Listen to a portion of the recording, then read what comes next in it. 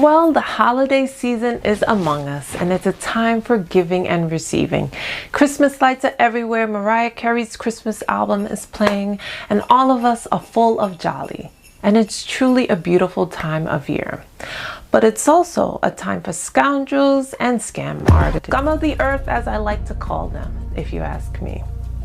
This is a prime time for these snakes to lure into your life, manipulate you, and separate you from your money. So I'm here to break down how con men work in unsuspecting ways, what to look out for, how to smoke out the con man in your life or business, and how to protect yourself so you don't get burned. If it's your first time here, my name is Mariam Greenidge. I'm an attorney, and on this channel we discuss various legal topics, whether that's celebrity shenanigans who get into a legal pickle or legal topics that I think are evolving that you should know about. If you like that sort of thing, don't forget to like and subscribe and share this information with anyone to whom you think it would be helpful.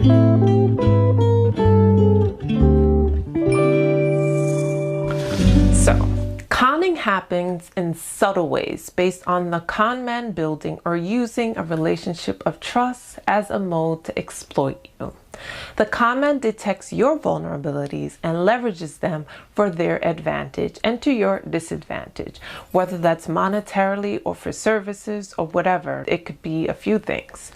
The con man builds trust through deceit in pursuit of some benefit to the con artist and at the cost to you that only gets realized down the line. To prevent this, you'll need to know psychological strategies to identify exploitation attempts. Psychology Today has a really good article that I've referenced in order to prepare for this video, and I think you should check it out. I will link it below. And it's pretty much about how not to get conned and what to look out for. So I consulted with that, and I think you should too when you have a moment. Also, what I also want to impress upon you is that we all have con men in our lives, whether that's our family, it could be our mother, our father, cousins, friends, colleagues, people who try to get close to us, someone at work who's shirking work responsibilities so that we end up doing it.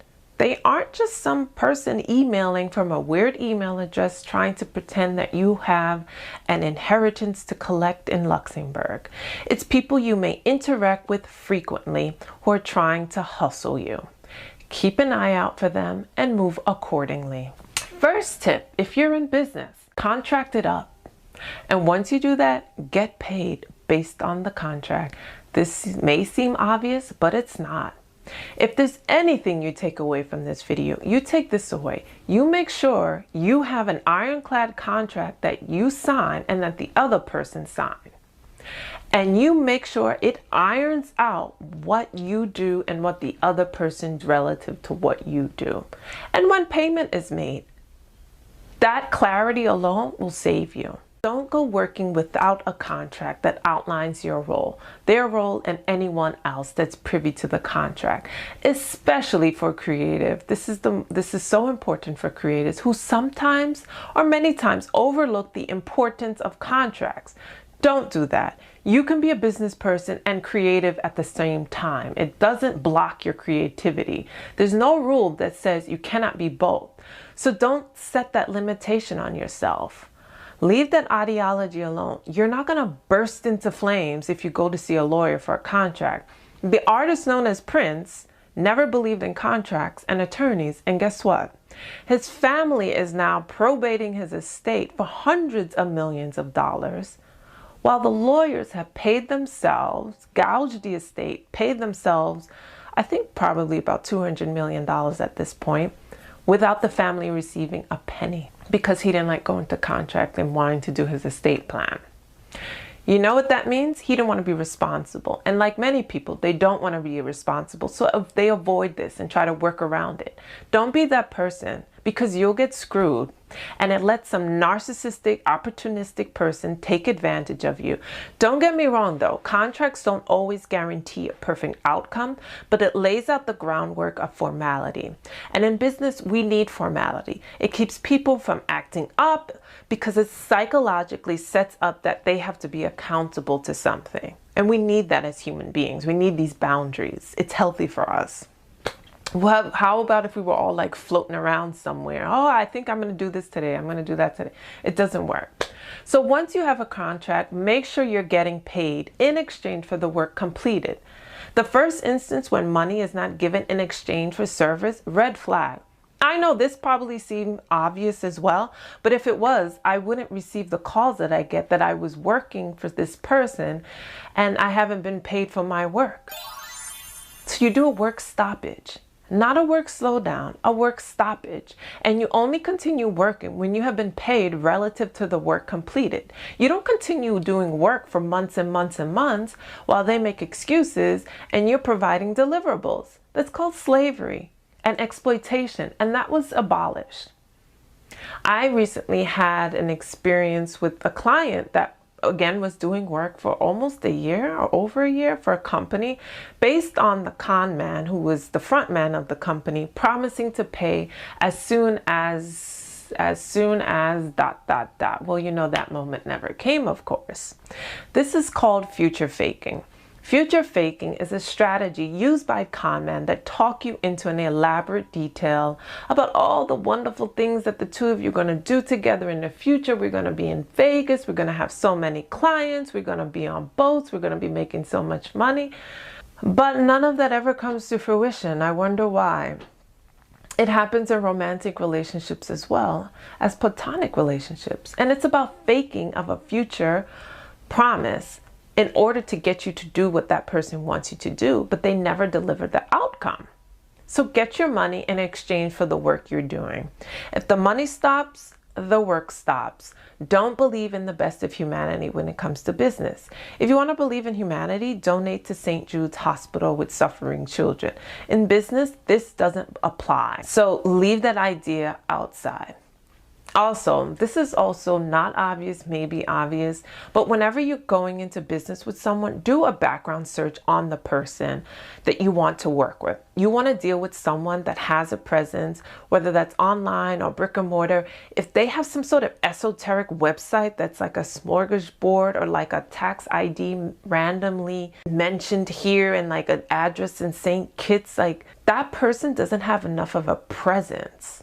And so if something goes awry and you have to sue them, you don't even have enough information to pursue a lawsuit in order to serve them. Although the key is to avoid litigation, deal with people who have a real business presence and a real presence, whether that's online, like I said, or brick and mortar, because they don't want to risk being sued or having a litany of bad reviews on Yelp. You want someone who has roots.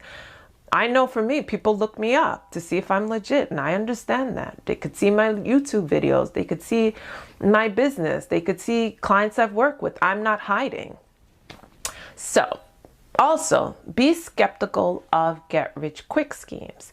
This type of conning is based on exploiting our motivation to acquire resources, which essentially is our motivation to survive. Cons that exploit our motivation to acquire resources typically involve convincing people to invest in a bogus get-rich-quick opportunity. Often, victims of this type of con are in dire financial circumstances and need money quickly, but not always.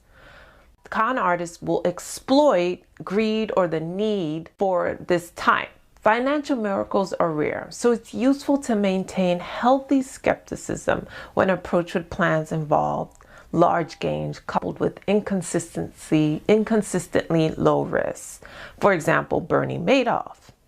Also, the flip side is the promise of a landslide amount of money in the future if you invest time, resources, etc. Like, as soon as this happens, I will show you'll get paid, The story goes on.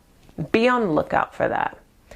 Also, what's most important with avoiding getting conned is taking inventory of yourself. Recognize your generous nature can be exploited. The way you seek out wanting to help people, there are those who smoke out who they can use. They sit up at night and they think about who they can use. Yes, just because you wouldn't do it doesn't mean they wouldn't. Don't use how you see people as a metric to evaluate other people's conduct. So contextualize your generosity and funnel it appropriately. Some people get a dopamine release when they extend help. It's innate in all of us. It's human to want to help. But there's also someone manipulating on the other side of this, trying to play you. So be mindful about your generosity and don't give it to every Tom, Dick, and Harry. And again, we're in holiday season where people are going to leverage everyone's feeling of jolly, everyone's drunk, everyone's drinking eggnog, they're with families. They're going to use that to exploit for their own gain. Also, like I mentioned earlier, cons are based on deceit. Get information. If you ask for enough information about the con man trying to con you, their story falls apart. They haven't tracked those additional details because they don't anticipate anyone asking. They are playing on human emotions. And when people are emotional, their next reaction is to console, to help, to offer empathy, and not to ask questions, because it's inappropriate to ask questions when someone is sobbing about their sick aunt. I mean, how inappropriate would it be to deploy the Spanish Inquisition? It wouldn't be. So people feel uncomfortable asking questions, and so they just accept what that person says at face value. Again, just imagine someone coming to you asking for money about her sick son. What could you do to find out if it's a con? A few questions might do the trick. You don't have to be aggressive about it, but if the person is honestly in a pickle, they have no problem sharing. But if they freeze up and they don't have answers to give you, that's a red flag. Keep moving on. And think about yourself. When you're going through something difficult, do you go on crying to everyone so they can help you with your sob story? Probably not if you follow this channel. You share it with people who are close to you, who are intimate with you, because sharing our vulnerabilities is the antithesis of our survival instincts, because we don't want to appear as weak. It's a threat to our survival. So when someone is doing this constantly, whining about the world, be mindful about that, because we all have challenges. I did 2 previous videos about scam artists. The one about deed fraud, where the lawyer stole the home from the client experiencing foreclosure and used that opportunity to steal the house, the deed. And then we have the infamous Tom Girardi, who swindled millions upon millions upon millions of dollars from his vulnerable clients who were in class action lawsuits because they were harmed. Notice my word vulnerable. These attorneys exploited people's vulnerabilities to use their position of power to manipulate their victims. And people see lawyers as beacons of knowledge and having their best interests, especially when they're in a critical time. Be careful, be vigilant about your vulnerabilities, about anyone that's coming to you to con you. Be certain that you know about your vulnerabilities, because you can guarantee that the con man knows you. And don't forget to check out those videos. And also check out Catch Me If You Can. It's a really good movie featuring Leonardo DiCaprio about how he conned his way in different professions, as a businessman, as a pilot. In one instance, a pilot, and no one asked questions. He was just able to leverage and con people right, left, and center. And attorneys are, unfortunately, there's so many attorneys who have been charged with conning their clients. I mean, the amount of attorneys I see in the news doing unethical, immoral, and illegal things, I mean, what they do sometimes will make the devil blush. So keep that in mind if you retain an attorney. And that is it. Hopefully the information in this video has been helpful. Don't forget to like and subscribe and share. And you enjoy yourself this holiday season. Bye-bye.